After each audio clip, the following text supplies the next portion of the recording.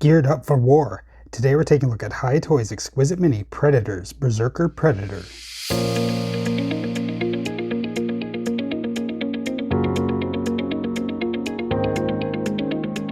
Welcome back. We're finally going to take a look at the masked version of the Berserker Predator from Predators. We've taken a look at the unmasked version already, but I'm really excited to see how this guy turned out. I really like his mask design, so take a look at the packaging. Our normal Hiya Toys box here. Predators on the side, some pictures of the figure on the back. Before we get them out, I'd like to ask you to like, comment, and subscribe on this video if you enjoyed it. It really does help spread the video around and help me out. But without further ado, let's open him up and see how he looks. Now that the Berserker Predator is out of his packaging, we'll measure him up. And he stands about 4 3/4 inches, or about 12 centimeters. For accessories, you of course get the Hiya Toys stand here with the peg that you can use with the figure. There's these little notches all along the side. Using any of these two included little clamps here, you can fit them in anywhere and attach it to another Hiya Toys base. You also get a bloody skull and spinal column.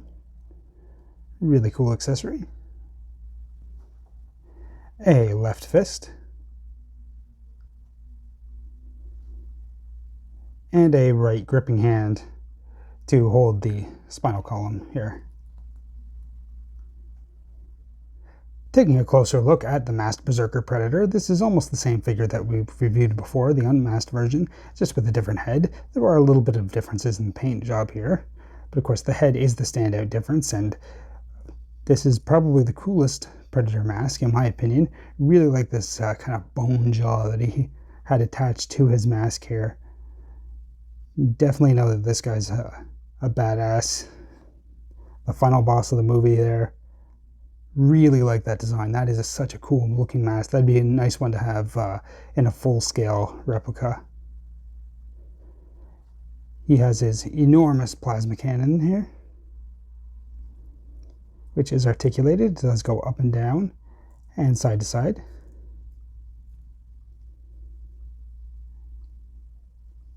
You can see he has a little bit of armor on him, not a whole lot. It's mostly done in kind of a leather, a little bit of sort of metallic or maybe hard plastic pieces there, but he's pretty stripped down.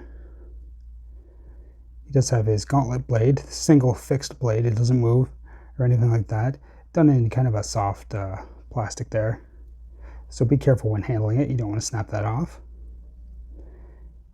He doesn't have a computer, or if he does, it's really small. I don't remember if it's just a leather piece here or not in the film. As we go down, a little bit more strapping, loincloth and stuff like that.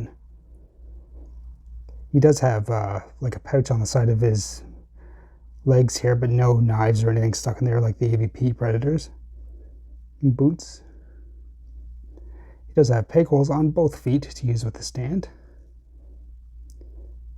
As we move up the back, not much in the way of a backpack for him, this Predator. Really like his dreads though. This kind of fading into the red there. Really cool. I like that design. And this silver looks great. I have the unmasked version here. As you can see, his dreads are actually done in kind of a red. He doesn't have that silver on there. Not sure if that's meant to be kind of blood splatter or what, or if they just didn't paint it, but I like the masked version a little bit better. And compare the faces on the two. You can see, I think this is not one of their best Predator heads. It's a very, very complicated design for Predator, so I can understand that it's difficult to do at this scale. I do think that the red is a little bit too vibrant. I think I mentioned in the review that it really needs kind of a dark wash to just bring that red down a little bit. But it's not a bad looking Predator by any means, but I think I like the masked version just a little bit better.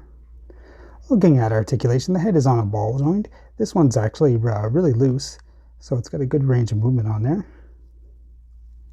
The shoulder is able to raise a really nice amount, considering the armor is there. It does kind of move out of the way.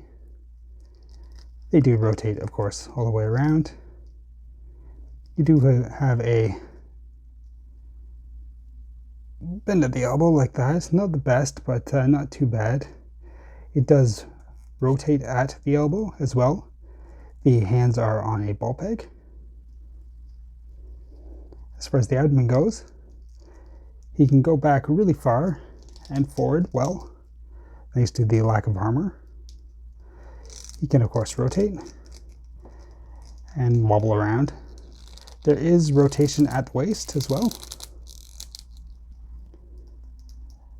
The legs have a nice spread on them. They can kick back all right. Kicks forward a decent amount. You do have a really nice double bend knee. There is rotation at the boot here, but there is no ankle articulation or anything like that. It's all one solid piece. So pretty articulated for a Predator, thanks to his lack of armor there. Nothing really impedes any of it, so you should be able to get some really nice poses out of this guy. And there we have the masked version of the Berserker Predator. Really nice design for Predator. His mask is really cool. I like his giant plasma caster, and the coloring and everything is really nicely done. I think I prefer this to the unmasked version. Both versions are really nice though. I really like the designs for the Predators from this film, and it's great that we got all of them and all the different variations of them. There is a battle damaged version of this guy, missing the one arm there, so if that's something you're interested in, it's available. I don't think I'll be reviewing him. I think 2 versions of him are enough, but it's out there if that's what you want. I have reviewed many Hiya Toys figures, and I have more to come, so be sure to subscribe if you want to see those. But for right now, I'd like to thank you for watching, and I'll see you later. Bye.